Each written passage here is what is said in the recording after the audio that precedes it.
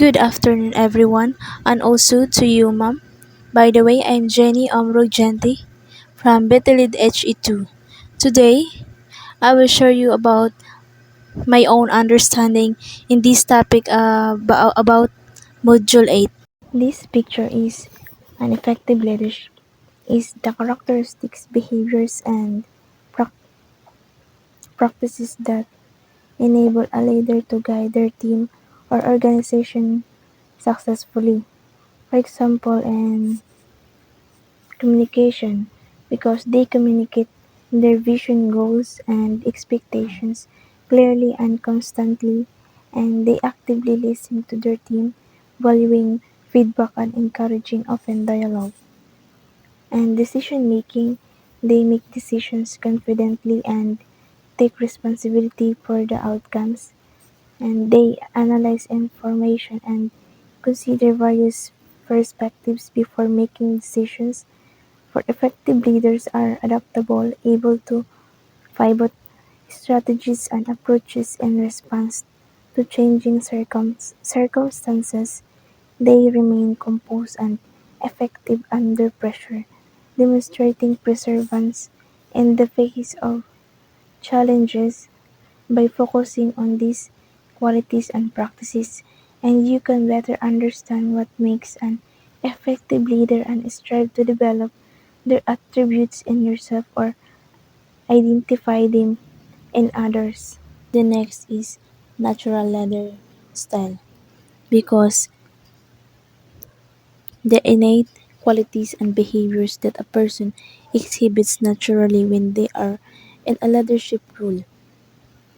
For example, an instinctive decision making is have a strong intuition and often make decisions based on the blend of instinct and experience, because they can assess situations quickly and take decisive actions, and they naturally attract followers and can influence others through their presence and communication skills. They have a natural ability to understand and relate to the emotions and needs of others.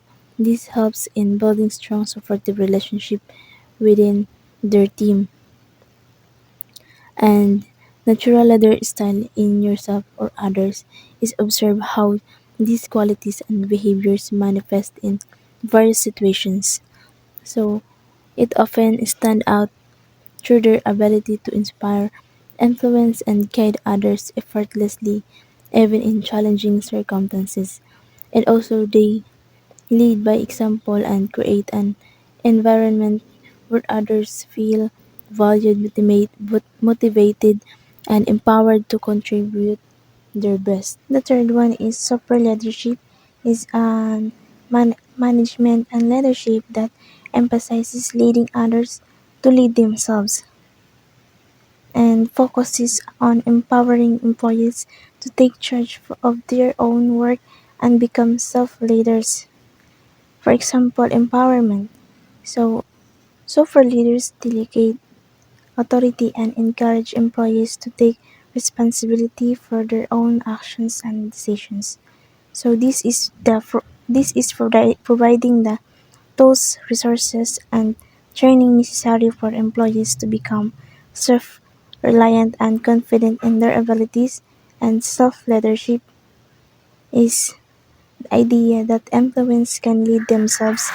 This means developing their own goals, monitoring their performance, and taking initiative without constant supervision, and focus on intrinsic motivation and building a shared vision, promoting accountability by empowering employees. Super leaders also hold them accountable for the results. This accountability encourages employees to take ownership of their work and strive for excellence, and committed to ongoing improvement for both themselves and their employees. By implementing these principles, super leaders is to develop a workforce that is more engaged, innovative, and capable of achieving high levels of performance independently. The next is about the continuously improving their own classroom teaching because implementing strategies that foster ongoing professional development and enhance the learning experience for students. Regularly reflect on your teaching practices, lessons, and student interactions, and keep a teaching journal to document your reflections, challenges, and successes. These help track progress and identify patterns over time, and professional development is, for example, seminars and conferences to learn about new teaching strategies, technologies, and trends in education, and incorporate educational technology tools to enhance student engagement and learning. Use tools like interactive whiteboards, learning management systems, and teachers can create a dynamic and evolving classroom environment. The next is the people who set the tone of their classrooms because the influence a teacher has on the classroom environment and the behavior, attitudes, and engagement of students is clearly defined and communicate classroom rules, procedures, and expectations from the outset. It contains consistency in enforcing this helps maintain order and respect and encourage and model positive behavior, reward students who meet expectations, fostering a positive and motivating environment, and also to promote a culture of respect and inclusivity, address and prevent any forms of bullying or discriminations. So teachers can set a positive and productive tone in their classroom and creating an environment where the students feel respected, motivated, and engaged in the learning. The next is supportive social norms and working relationships within an organization involves the behavioral patterns, values, and interpersonal dynamics that contribute to a positive and productive work environment.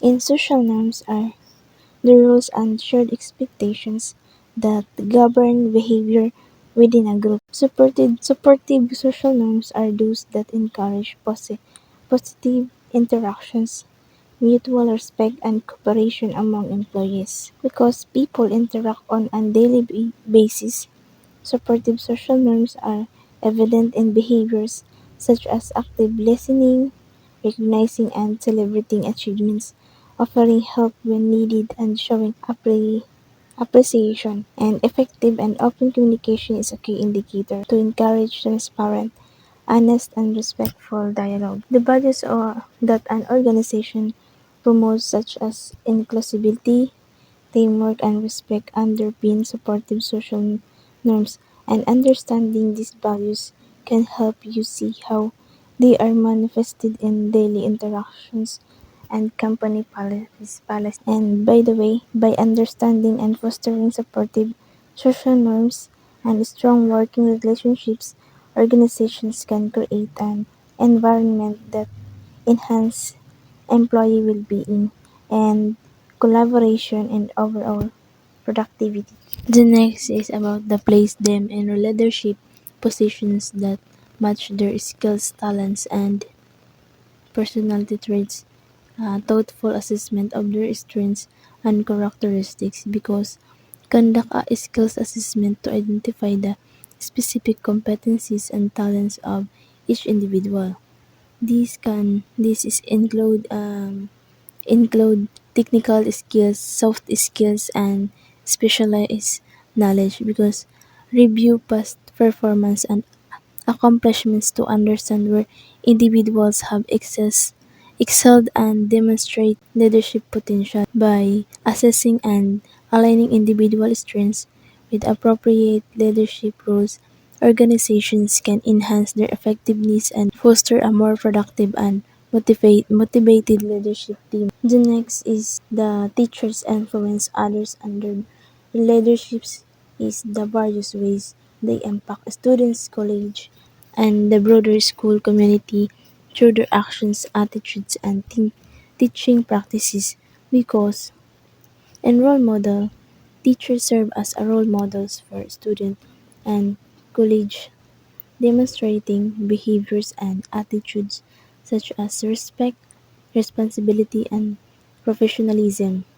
By adhering to high ethical standards, teachers influence others to act with integrity and fairness. Strong positive relationships with students foster trust, respect, and a safe learning environment, so which can lead to a greater student engagement and achievement. The next is improve educational outcomes and community development is a multi-faceted approach that addresses various aspects of teaching, learning, and community engagement because in professional development, ensure teachers have access to ongoing professionals development to stay updated with the latest teaching strategies and educational research because implement evidence-based teaching practices that cater to diverse learning styles and needs and adapt teaching methods to meet individual students' needs, providing tailored support to help each student success. By integrating these strategies, school and communities can work together to enhance educational outcomes and promote community development and creating a supportive environment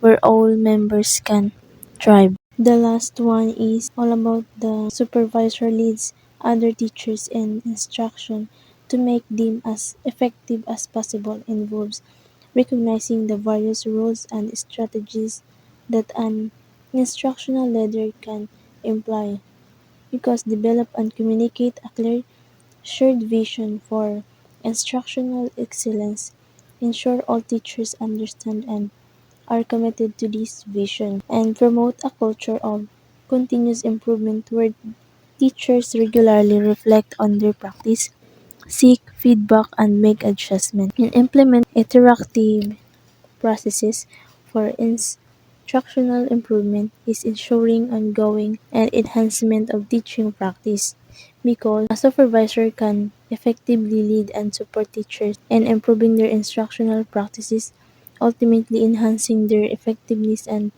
positively impacting their student learning outcomes.